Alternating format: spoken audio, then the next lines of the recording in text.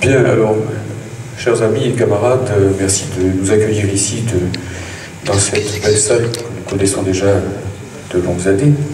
Et bon, je vais essayer de parler un petit peu de théorie marxiste après Jean, ça ne sera pas facile, mais on va essayer quand même.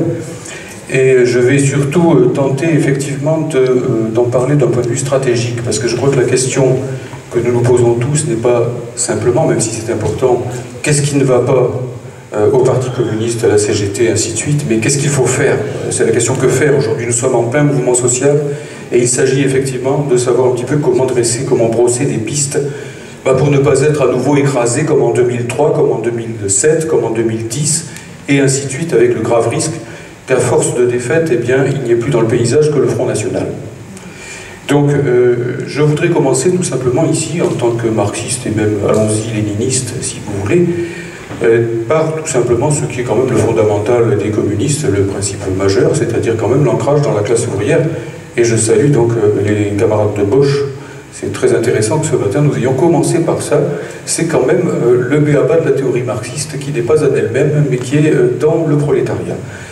Et donc effectivement ici, je combattrai pour commencer le révisionnisme qui consiste depuis bien des années maintenant, en profitant de certaines apparences, à nier l'existence de la classe ouvrière et son rôle dirigeant, ce qu'ont intégré complètement les dirigeants du PCF, puisque dès le 28e congrès, Robert Hue n'était pas encore secrétaire national, et bien le mot classe ouvrière a été rayé des statuts du parti. Et déjà en 1976, c'était celui de dictature du prolétariat. Alors évidemment, on faisait porter l'accent sur la dictature, mais le prolétariat en prenait déjà pour son grade à l'époque, si l'on peut dire. Alors on va vous expliquer que les ouvriers, ça n'existe plus. Il faudra d'ailleurs aller expliquer ça aux ouvriers de Bosch, aux ouvriers de Goodyear, aux ouvriers d'Air France, parce que ce sont les ouvriers qui ont arraché la chemise, et ainsi de suite.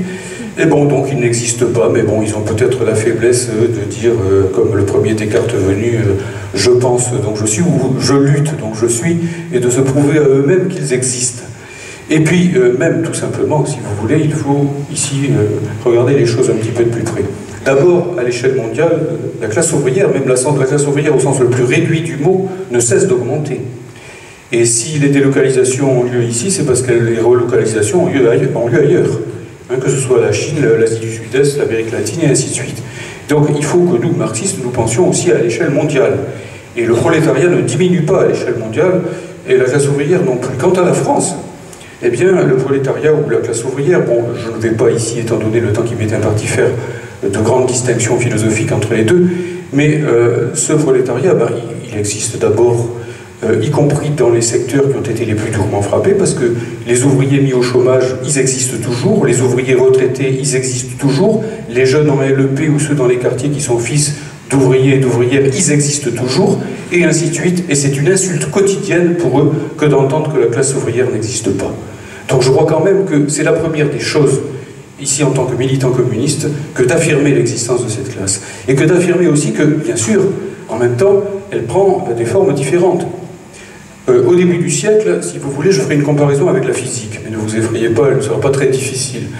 Au début du siècle, eh bien, donc Lénine a dû combattre des philosophes idéalistes qui prétendaient que la matière n'existait plus.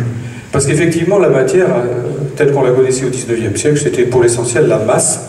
Et à partir du début du siècle, eh bien, on a découvert des formes étranges de matière qu'on ne connaissait pas jusqu'alors, l'électron, le champ magnétique, et ainsi de suite. Aujourd'hui, on connaît des formes encore bien plus étranges, d'ailleurs, de la matière. Évidemment, bon, Lénine, qui n'était pas physicien de métier, mais qui avait les pieds sur terre et qui était marxiste, et qui était matérialiste surtout, a expliqué qu'en fait, la matière changeait de forme, mais que c'était toujours la matière. Il ne faut pas confondre les formes et le contenu, les formes et l'essence d'une chose. La classe ouvrière aujourd'hui, elle peut prendre des formes très inattendues. Par exemple, les auto-entrepreneurs sont-ils des patrons? Par exemple, les travailleurs Uber sont-ils des patrons? Ou simplement des gens qu'on a dégagés, en gros, du salariat habituel, des formes juridiques, tout simplement pour qu'ils ne touchent plus les remboursements de la Sécu, pour qu'ils ne soient plus comptés dans les caisses de retraite, et ainsi de suite. Et est-ce qu'on n'est pas encore plus près avec ces personnes-là, si vous voulez, de la définition très lapidaire que Marx donnait du prolétariat quand il disait que le prolétaire, c'est le travailleur qui est privé de tout, qui est délié de tout, sauf du besoin. Sauf du besoin, parce que, eh bien oui, tous ces gens-là, ils ont quand même toujours besoin de manger, ils ont besoin en définitive de vendre leur force de travail, même si c'est sous des formes totalement inattendues. Donc sachons voir la classe ouvrière, le prolétariat, là où ils sont. Et alors là, nous découvrirons qu'en fait, eh bien, l'exploitation capitaliste n'a jamais été aussi forte qu'en ce moment, aussi brutale, et que, par conséquent, si vous voulez, le rapport capital-travail reste tout à fait au centre de nos préoccupations stratégiques. Un parti communiste qui ne met pas au centre la contradiction de capital-travail n'est plus un parti communiste. Il faut bien le dire d'une manière directe, et c'est ce qui accuse le plus les dirigeants actuels du parti. Cela dit, bien entendu, il ne suffit pas qu'il y ait une classe ouvrière pour qu'il y ait une révolution ouvrière. Peut-être connaissez-vous la formule de Lénine qui dit pas de mouvement révolutionnaire sans théorie révolutionnaire. Pourquoi notre classe? Parce que ici, je suppose qu'il y a quand même pas mal de gens qui sont en lien avec le mouvement ouvrier directement. Pourquoi notre classe ne connaît-elle, à l'échelle tout au moins du pays, que des défaites depuis des années et des années? Il faut se poser cette question.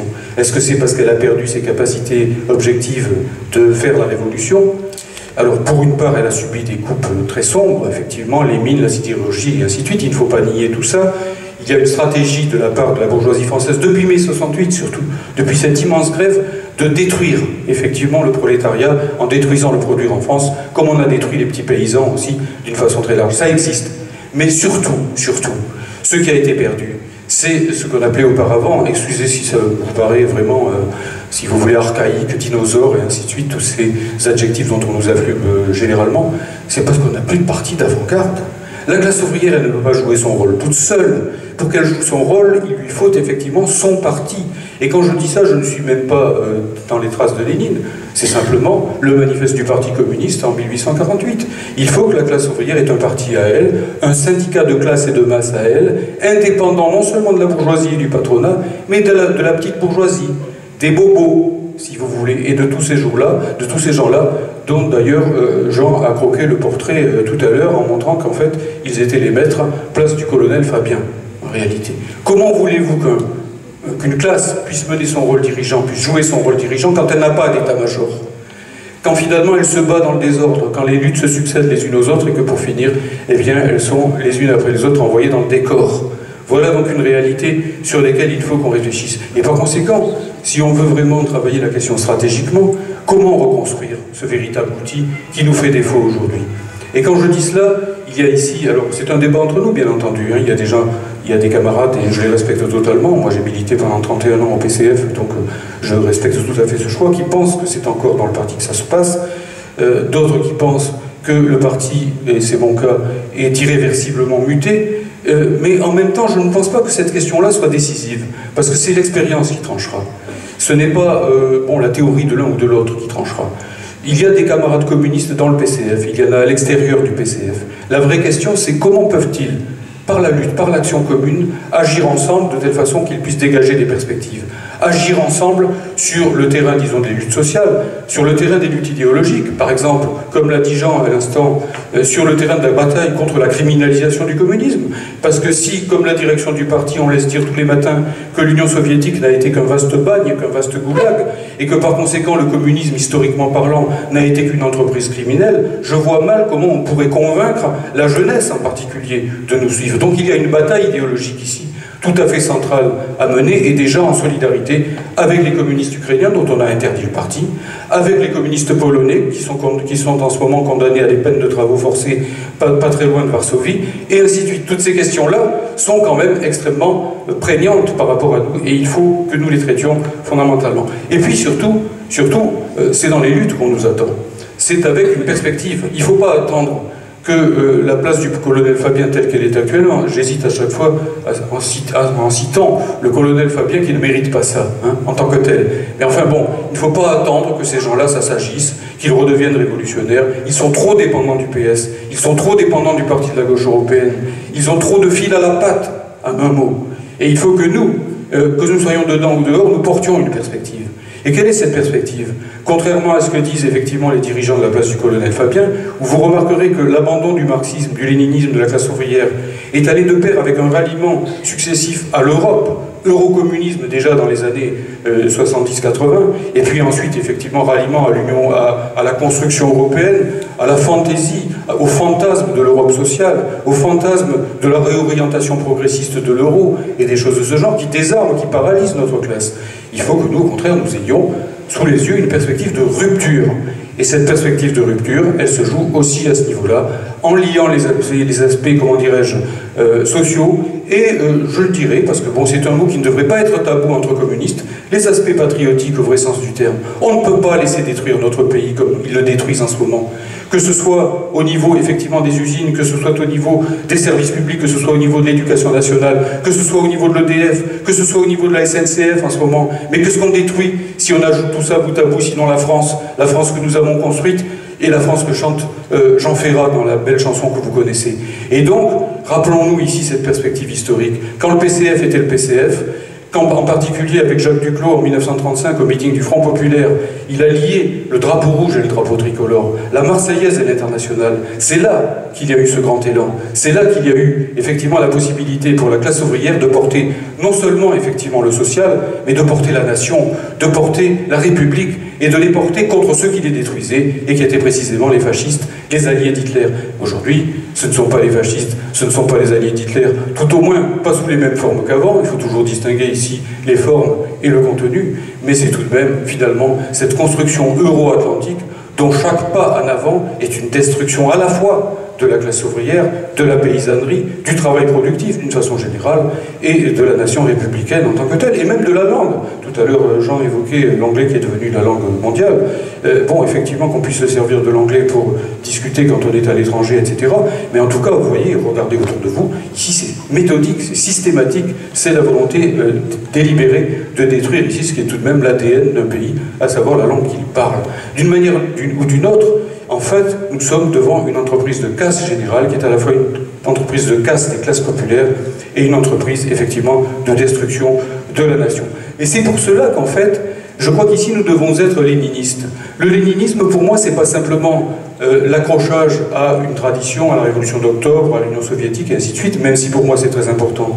Mais c'est aussi l'idée toute simple du rôle dirigeant de la classe ouvrière dans le front qu'il faut construire pour abattre effectivement le capital et pour l'isoler. Et ce front, effectivement, tout à fait important, eh bien, il doit se construire avec non seulement les ouvriers, mais pourquoi pas les petits paysans, les artisans, toutes les victimes actuellement du capitalisme, ce qu'auparavant on appelait l'union des forces antimonopolistes.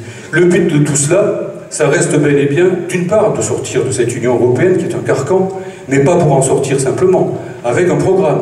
Et un programme déjà pour nous fédérer, nous avons du pain sur la planche, un programme inspiré du Conseil national de la résistance qui a apporté beaucoup de choses, qu'il faut bien sûr élargir aux problématiques contemporaines, aux problématiques modernes, y compris aux questions de l'écologie par exemple, hein, puisqu'évidemment en 1943 on avait peut-être d'autres soucis en tête, mais en même temps effectivement sans perdre de vue qu'à notre époque, la rupture avec la domination capitaliste ne peut pas être autre chose que la rupture avec le capitalisme tout court, et que sortir de l'Union européenne créerait dans notre orbite, en quelque sorte, un tel affrontement de classes, en France, avec la taille qu'a la France au niveau économique mondial, que cela poserait la question du socialisme, non seulement dans notre pays, mais aussi des luttes et des affrontements de classes dans les pays voisins.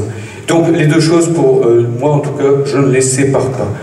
Je vais très vite, ici simplement, en évoquant une question qui est d'ordre international. Bien sûr, les luttes ne s'arrêtent pas aux frontières. Et effectivement, Jean évoquait tout à l'heure les abandons qui ont été multiples. Moi, je me souviens aussi de certaines phrases du secrétaire général de l'époque, et il y a eu bien pire depuis, qui disait que les notions de mouvement communiste international ou d'international communiste étaient obsolètes. C'était déjà un beau mot de l'époque. On ne pouvait pas plus se tromper. Comment pouvait-on se tromper davantage ? À l'époque où effectivement on allait vers la mondialisation, les choses n'ont pas commencé à partir des années 90, effectivement, comment aujourd'hui pourrait-on avoir une chose aussi absurde que les forces réactionnaires qui sont organisées à l'échelle européenne et mondiale, toutes sans exception, et finalement les communistes qui sont les seuls à se glorifier de camper soit dans leur village gaulois, soit à l'échelle purement du parti de la gauche européenne. Mais c'est ridicule. Prolétaires de tous les pays, unissez-vous, c'est plus vrai que jamais à l'époque des transnationales. Je termine sur la question du socialisme. Il me semble qu'effectivement, donc cette visée du socialisme, il faut ici y réfléchir. On pourrait se dire que le socialisme, effectivement, a échoué, etc. Enfin bref, Comme l'a dit très justement Jean tout à l'heure, il n'a pas échoué le socialisme, il a été défait, il a subi une défaite. Dans le cadre d'une lutte de classe, il faudrait analyser ici les conditions. Simplement, est-ce qu'il a échoué si, pour certains le disent comme ça, est-ce qu'il aurait échoué parce qu'il aurait été trop socialiste, trop communiste, trop dictature du prolétariat, trop planification, ou est-ce que ça ne serait pas un peu l'inverse par hasard? Est-ce qu'il y a eu trop ou est-ce qu'il n'y a eu pas assez de socialisme? Une simple phrase, qui est une phrase de Lénine, qui disait « Le socialisme est l'œuvre vivante des masses ». Est-ce que c'est pas plutôt de ce côté-là que ça a péché? Et ça ne signifie pas à ce moment-là qu'il faut revenir sur les principes, ça signifie tout au contraire qu'il faut leur donner toute leur extension dans la période qui viendra. Un dernier point maintenant, c'est la question que j'appelle celle de l'exterminisme. Il faut qu'on conçoive aujourd'hui que le communisme doit avoir une dimension plus universelle et plus humaine que jamais, en quelque sorte. Pourquoi? Eh bien parce que le capitalisme moderne est devenu tellement réactionnaire, il est devenu tellement fascisant, il est devenu tellement menaçant pour l'humanité que, comme le dit d'ailleurs Fidel Castro dans son dernier discours très émouvant à La Havane de ces jours-ci, si nous n'arrivons pas à déménager le capitalisme, c'est le capitalisme qui déménagera l'humanité. Et donc il y a dans la dimension, disons, du communisme tel que nous le voulons pour l'avenir, non pas une dimension tournée vers le passé, mais une dimension tournée non seulement vers l'avenir, je dirais même, mais vers le fait qu'il y ait un avenir. Car si effectivement dans le monde entier ne remonte pas le combat contre le capitalisme, le combat contre l'impérialisme, le combat pour que la classe ouvrière, à travers des partis communistes dignes de ce nom, joue son rôle dirigeant, il y a du souci à se faire, non seulement pour la nation, mais pour l'humanité elle-même. Voilà, donc d'une façon générale, à partir de là, bien entendu, il faut faire remonter, comme l'a d'ailleurs indiqué tout à l'heure Jean dans son propos, il faut faire remonter la bataille pour les idées, la bataille idéologique, la bataille pour l'hégémonie culturelle, comme aurait dit Gramsci, et au cœur de cette bataille, pour ma part, effectivement, en tant que philosophe, la bataille pour que, à nouveau, on prononce dans les facultés de philosophie le mot matérialisme dialectique. Voilà, j'arrêterai là-dessus.